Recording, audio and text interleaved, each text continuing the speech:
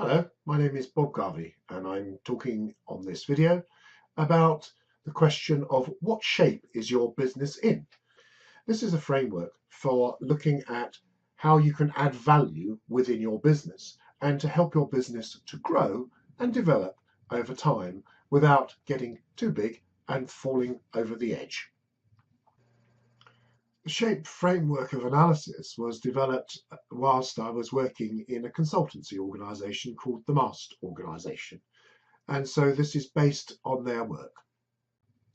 So what shape is your business in? First thing to think about is what shape actually means. So S stands for service and sales. H stands for people, not human resource management necessarily, but people, about administration, systems, administrative processes, production or productivity, and the E stands for entrepreneurial flair. Now, how this framework works is for the managers or the owners of a particular business to be very observant, to listen to what people are saying, perhaps even ask them questions, and to observe how they behave. Because in a very strong S, sales and service environment, the kinds of things that people will be saying and the kind of ways that people will be behaving will be to take sales very seriously, take service very seriously, and then we use the kind of language which is on the screen now. I once worked in an organisation where I was speaking to the people who were on the telephones to deal with telephone sales. And I said, what do you do about sales? And they said, what do you mean? What do you do? And I said, well, how do you get sales? And they said, we just wait for the phone to ring. Well, that to me suggests that it's not a very sales-oriented organisation. It's very passive and not proactive. The H stands for humans, human beings, or human resources. And the kind of language and the kind of behaviours will be one where the environment is supportive of people. There's good pay systems, that teamwork is encouraged, that people are trained and developed, and there's probably coaching and mentoring programs going on, and a recognition that people are a crucial asset to helping the business grow and develop. Administration is not always something that an entrepreneur is interested in. They often find that very tedious and very boring. But nevertheless, it's very important in a business that administrative systems actually work and serve the purpose that they are designed to do. So the kind of talk and the kind of behaviours which go with admin is not that it's a pain in the neck and nobody wants to do it, but that it is taken seriously. It is recognised as an important part of the business process. Not the be-all and end-all, but nevertheless very important.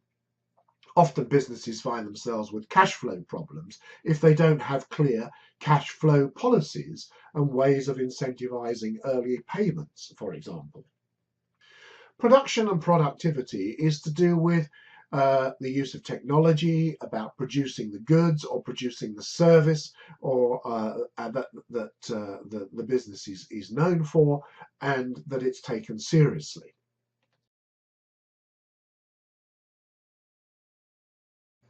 And E is about entrepreneurial flair. It's about ideas. And ideas are crucial. Ideas that are developed and creative ideas are crucial to the development of a business. And taking ideas seriously, taking research and development seriously, and having the energy and enthusiasm to think the ideas through and apply them to the development of the goods and services is a vital part of any business, any small business.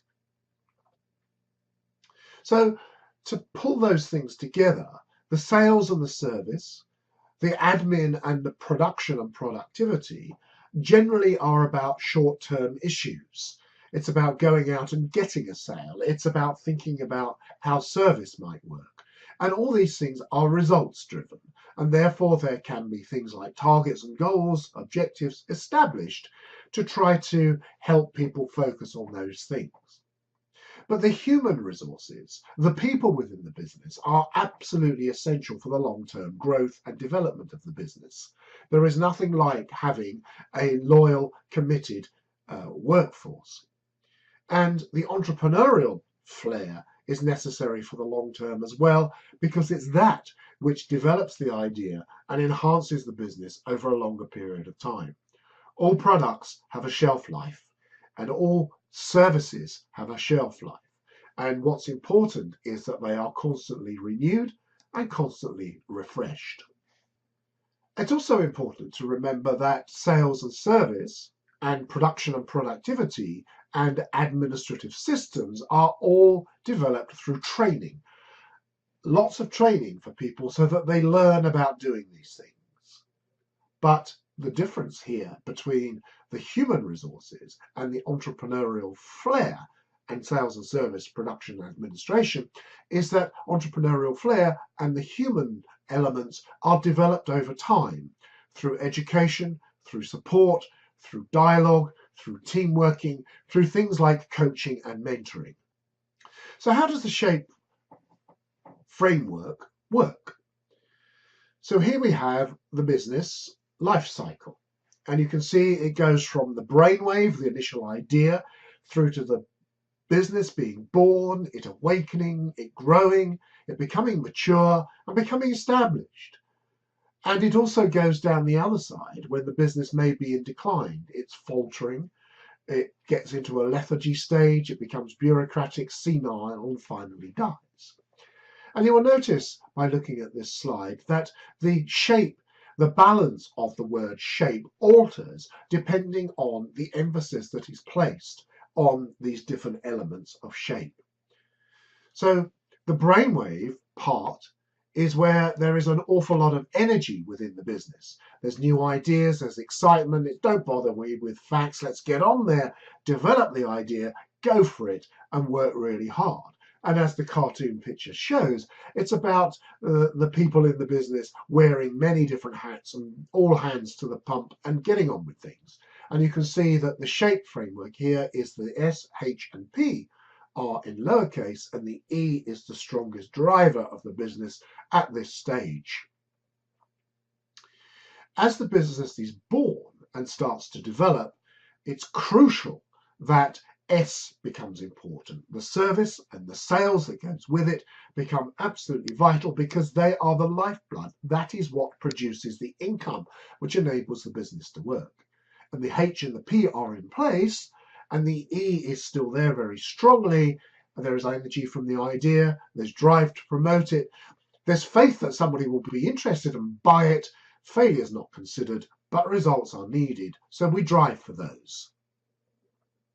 As the business is awakened, we start to see that you've made plenty of sales and your service is good, but then production and productivity seems to be important. You've made the sales, now you have to deliver on them. So H and A and E are in lowercase, but S and P are in place. And this is when customer expectations are high. They expect your product to be a good one, that your resources become stretched. And this is also when you might start to have problems. You might start to have tensions between those that do the sales and those that produce, i.e. they've sold very well, but the people that produce can't produce fast enough. But the thought is still there that with energy and effort and enthusiasm, the business will win through. So the business starts to grow. And if it's to grow, it needs a new injection of E. So we've got uppercase S, P and E. H and A are lowercase, so they're present, but we need a new injection. We need new ideas. We need research and development. We need to become aware of what our competition is doing. And we also recognize that sometimes tensions and conflicts start to occur between sales and production. And it's also here that cash flow problems might start, in that the money is not coming in at the rate it needs to. So the business now becomes mature, and you see the shape alters. S is still important. H is present. A starts to become important. Controls need to be put into the system in order to manage what's going on. And P is also important, and E is reduced to a lowercase, but still present. So there needs to be a formalizing of the management structures. There needs to be, there's probably a good customer base which can be developed, and growth can come from that base. Ideas are less important, but there might be conflict now between the sales function and the service function and the administrative processes. Sales and service people tend to be far more entrepreneurial and outgoing. Administrative systems tend to be viewed by these people as a handicap, as something which holds them back. So there needs to be careful management and thought about how the admin is going to work. And then the business becomes established, and what we have is uppercase S, uppercase H, uppercase A, and uppercase P. An entrepreneurial spirit is still there, the entrepreneurial flair is still there, but you start to have personnel changes, staff turns over. Management needs to do more to keep people, to retain people. You might need to introduce a mentoring program to retain people. You might need to have a coaching program to help with the performance issues. Incentives and pay start to become important. And you've got a solid base of a business. It's going along very nicely, but you now have competitors and they're strong. And with that comes political games starts to be played by people within the business, power struggles. And then the business starts to falter from the mature position. It doesn't have to, but it might. And this is when shape alters. It's when H starts to get strong and A is strong and the S, the P and the E are reducing in significance. So people are kept for who they are, not for the results. They're kept out of loyalty, not necessarily for what they produce. So motivations within the business starts to alter, and things like you can't do that starts to happen. We've always done it this way. So systems and admin start to rule and dictate what goes on. And there's no need to try too hard because you've got a good customer base, so we have to keep the status quo. This is a very difficult psychological position for a business to find itself in, because if it continues on that road, it becomes lethargic. S disappears, E disappears, H and A become important, P still exists, but people aren't prepared to take risks anymore. There's no new product, communications are poor, there become status rivalries, and competitors are looking at you and thinking they might buy you out. Which isn't always a bad thing, of course. And then it can become bureaucratic. There's no S, there's no P, there's no E. A starts to dominate, H reduces in significance, people start blaming each other, the core business is lost, the system's rules must be followed, communication is poor. So if it continues to decline, it becomes senile, and the only thing that's left is A, nothing's happened. Total authority in administrative systems, no investment, traditionalism rules, cover your back, make sure you don't get found out, and finally, the business dies. Now, if you want to avoid that situation, we go back to the growth cycle, and we see that what is crucial is that the business needs to be kept on the left-hand side. And this is where you start to think about how you might add value. The question, what shape is your business in, becomes really, really important, because you need to achieve a balance of the S, H, and P, and E. All need to be present, but the emphasis needs to be different at different stages of the development.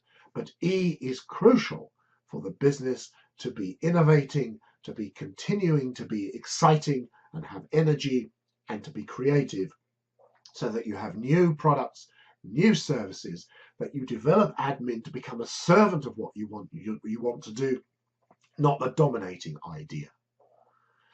So thank you for listening and watching, and in the next video we will look at a case example of where shape might work.